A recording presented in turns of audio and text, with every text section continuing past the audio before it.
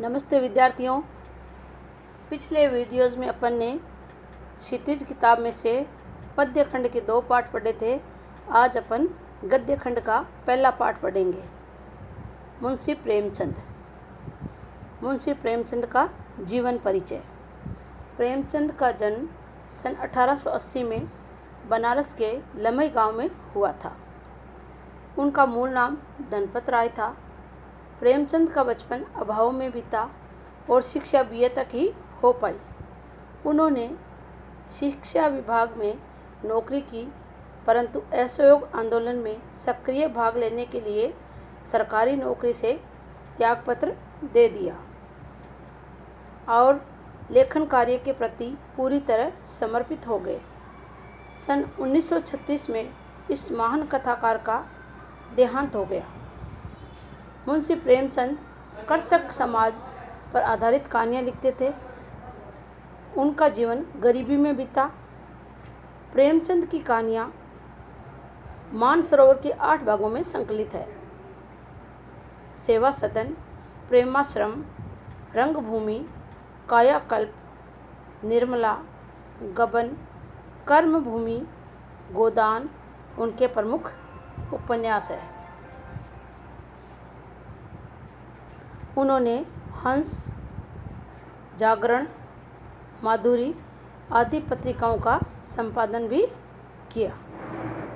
कथा साहित्य के अतिरिक्त प्रेमचंद ने निबंध एवं अन्य प्रकार का गद्य लेखन भी प्रचुर मात्रा में किया था। प्रेमचंद साहित्य को सामाजिक परिवर्तन का सशक्त माध्यम मानते थे। उन्होंने जिस गांव और शहर के परिवेश को देखा और जिया, उसकी अभिव्यक्ति उनके कथा साहित्य में मिलती है। किसानों और मजदूरों की दयनीय स्थिति, दलितों का शोषण, समाज में स्त्री की दुर्दशा और स्वाधीनता आंदोलन आदि उनकी रचनाओं के मूल विषय है। प्रेमचंद कथा साहित्य का संसार बहुत व्यापक है। उसमें मनुष्य ही नहीं, पशु पक्षियों को भी अद्भुत आत्मीयता मिली है।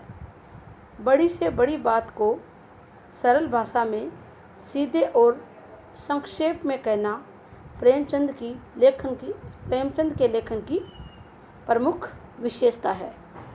मुंशी प्रेमचंद के बचपन का नाम धनपत राय था।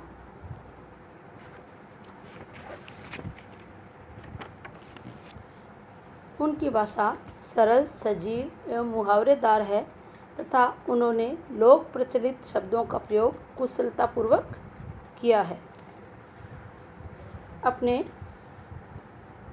उनके 2 बेलों की कथा का सारांश या उनका जो मूल भाव है, मैं आपको ये बता रही हूँ। इसमें 2 बेलों की कथा के माध्यम से प्रेमचंद ने कृषक समाज और पशुओं के भावात्मक संबंध का वर्णन किया है। इस कहानी में उन्होंने यह भी बताया है कि स्वतंत्रता सहजता से नहीं मिलती, उसके लिए बार बार संघर्ष करना पड़ता है। इस प्रकार परोक्ष रूप से यह कहानी आज़ादी के आंदोलन की भावना से जुड़ी है। उसके साथ ही इस कहानी में प्रेमचंद ने पंचतंत्र और हितोपदेश की कथा परंपरा का उपयोग भी किया है। मुंशी प्रेमचंद ज़्यादातर कृषक समाज पर आधारित कहानियाँ लिखते थे। उन्होंने कृषक समाज या स्त्री शिक्षा, इन पर विशेष जोर दिया। 2 बेलों की कथा के माध्यम से लेखक ने ये बताया है कि आत्मीयता पशुओं और मनुष्यों में बराबर ही होती है। बस अंतर इतना ही है कि पशु बोल नहीं पाते हैं और मनुष्य बोलकर जता देते हैं। तो आपके जो ये पाठ है 2 बेलों की कथा, इसमें लेखक कह रहे हैं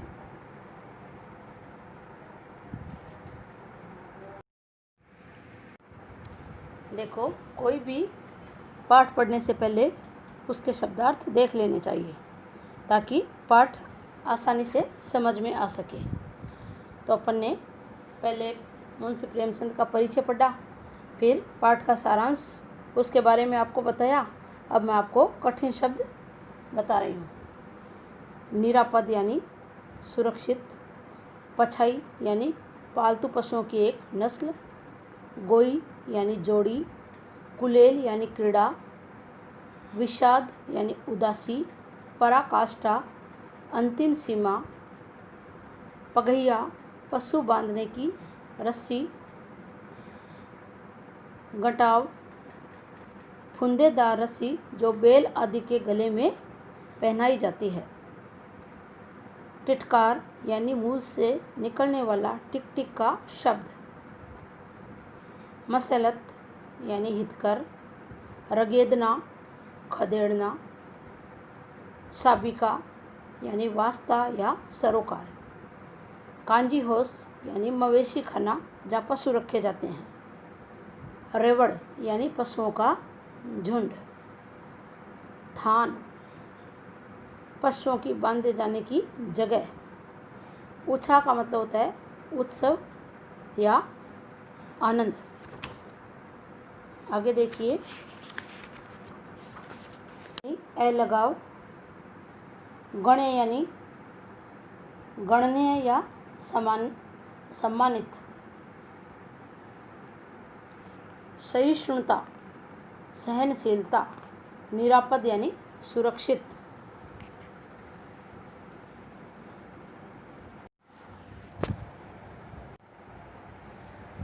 दो बैलों की कथा पाठ में लेखक के अनुसार गधा एक सीधा और निरापद जानवर है। वह सुख दुख हानि लाभ किसी भी दशा में कभी नहीं बदलता। उसमें ऋषि मुनियों के गुण होते हैं, फिर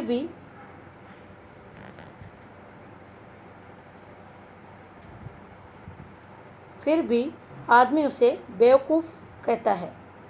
बैल गधे के छोटे भाई को कहते हैं और जो कई रीतियों से अपना असंतोष प्रकट करते हैं। झूरी काछी के पास हीरा और मोती नाम के दो स्वस्थ और सुंदर बैल थे। वह अपने बैलों से बहुत प्रेम करता था। हीरा और मोती के बीच भी घनिष्ठ संबंध था।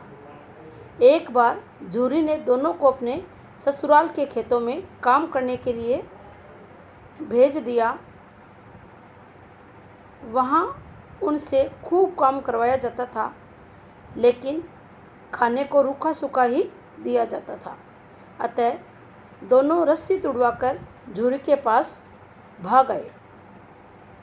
झूरी उन्हें देखकर बहुत खुश हुआ और अब उन्हें खाने पीने की कमी नहीं रही। दोनों बड़े खुश थे, मगर झूरी की पत्नी को उनका आना पसंद नहीं था। उसने उन्हें खरी खोटी सुनाई और खल्ली देना बंद कर दिया। दूसरे दिन झूरी का साला फिर उन्हें लेने आ गया। फिर उन्हें वहाँ ले गया और उनसे कड़ी मेहनत कराता है, पर खाने के लिए उसे केवल सूखा भूसा ही देता था। कई बार काम करते समय मोती ने गाड़ी खाई में गिरानी चाहिए तो हीरा ने उसे समझाया। मोती बड़ा गुस्सैला था, हीरा धीरज से काम लेता था। ये दोनों बैलों के नाम है। हीरा की नाक पर जब खूब डंडे पड़े तो मोती गुस्से से हल लेकर भाग गया, पर गले में बड़ी रस्सियां होने के कारण पकड़ा गया। कभी कभी उन्हें खूब मारा पीटा भी जाता था। इस तरह दोनों की हालत बहुत ही खराब थी। वहाँ एक छोटी सी बालिका रहती थी। उसकी माँ मर गई थी। उसकी सौतेली माँ उसे मारती डांटती रहती थी। इसलिए उन बैलों से उसे एक प्रकार की आत्मीयता हो गई थी। वह रोज़ दोनों को चोरी छिपे रोटियां डाल जाती थी इस तरह दोनों की दशा बहुत खराब थी। एक दिन उस बालिका ने उनकी रस्सियां खोल दी। दोनों भाग खड़े हुए। झूरी का साला और दूसरे लोग उन्हें पकड़ने दौड़े पर पकड़ नहीं सके। भागते भागते दोनों नई जगह पहुंच गए। झूरी के घर जाने का रास्ता वे भूल गए थे, फिर भी बहुत खुश थे। दोनों ने खेतों में मटर खाई और आज़ादी का अनुभव करने लगे। फिर एक सांड से उनका मुकाबला हुआ। दोनों ने मिलकर उसे मार भगाया, लेकिन खेत में चरते समय मालिक आ गया। मोती को फंसा देखकर हीरा भी खुद आ फंसा। दोनों कांजी हाउस में बंद कर दिए गए। कांजी हाउस का मतलब होता है जहाँ आवारा पशुओं को बंद किया जाता है। वहाँ और भी जानवर बंद थे। उनकी हालत भी बहुत ही खराब थी। जब हीरा मोती को रात को भी भोजन न मिला तो दिल में विद्रोह की ज्वाला भड़क उठी। फिर एक दिन दीवार गिराकर दोनों ने दूसरे जानवरों को भगा दिया। मोती भाग सकता था, पर हीरा को बंधा देखकर वह भी वहाँ से नहीं भागा। कांजी हाउस के मालिक को पता लगने पर उसने मोती की खूब मरम्मत की, यानी पीटा उसको और उसे मोटी रस्सी से बांध दिया। एक सप्ताह बाद कांजी हाउस के मालिक ने जानवरों को कसाई के हाथों में बेच दिया। एक दड़ियल आदमी हीरा मोती को ले जाने लगा। वे समझ गए कि अब उनका अंत नज़दीक है, समीप है।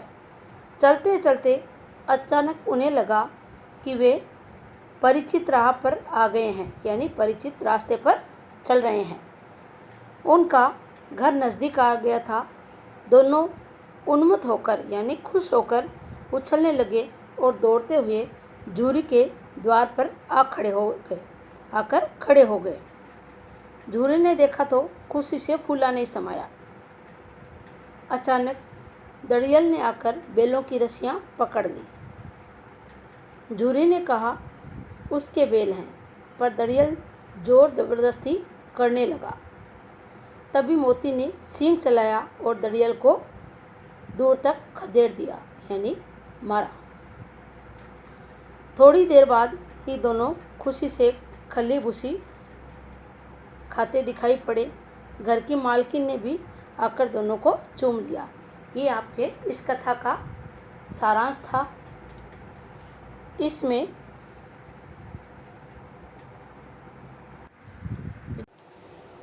चलो अब मैं थोड़ी पाठ की रीडिंग कर दूं। आप सभी अपनी किताब में देखना, इस पाठ को पढ़ना, ताकि आपको समझ में आए।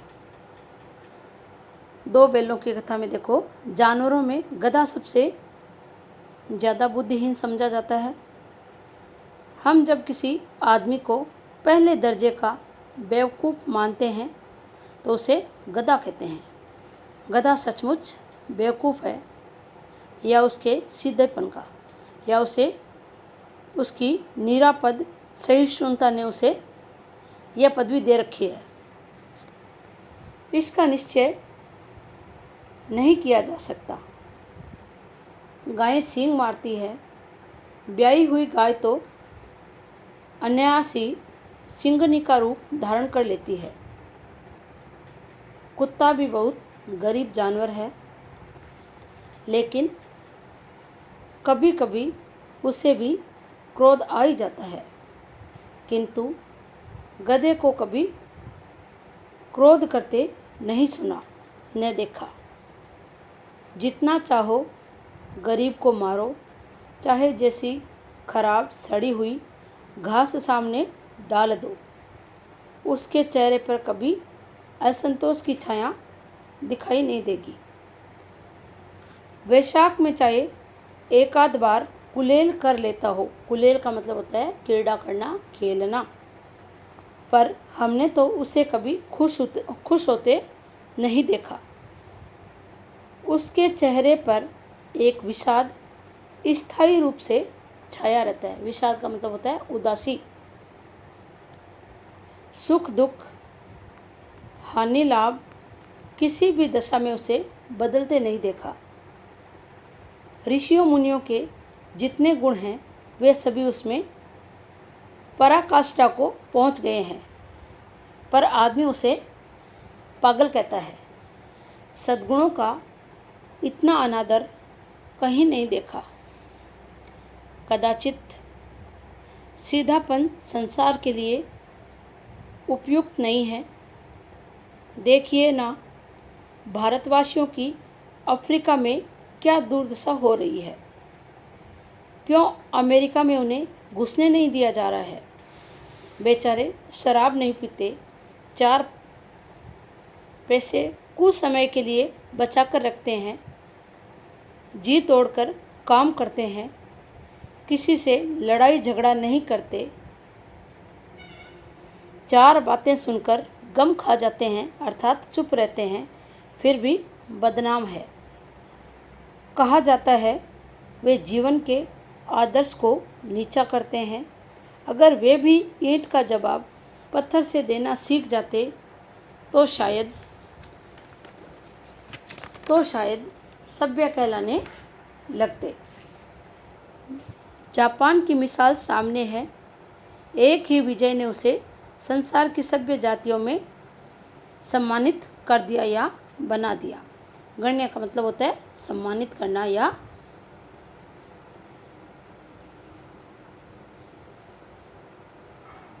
आगे देखिए, इसमें यह कहा गया है, बैलों और गधे के माध्यम से कहा गया है कि जो भारतीय लोग हैं वो भी सीधे हैं, इतने चालाक नहीं हैं। तभी तो उसके साथ बाहरी देश धोखाधड़ी कर लेते हैं, फिर भी वो सहन कर लेते हैं। आगे देखिए, लेकिन गधे का एक छोटा भाई और भी है, उससे कम ही गधा है, और वो है बैल, जो गाय का पुत्र होता है। जिस अर्थ में हम गधे का प्रयोग करते हैं, कुछ उसी से मिलते जुलते अर्थ में बछिया के ताऊ का भी प्रयोग करते हैं। ये मुहावरा है, अंडरलाइन कर लीजिए। इस पाठ में मुहावरे ज़्यादा है। कुछ लोग बैल को शायद बेवकूफ़ों में सर्वश्रेष्ठ कहेंगे, मगर हमारा विचार ऐसा नहीं है।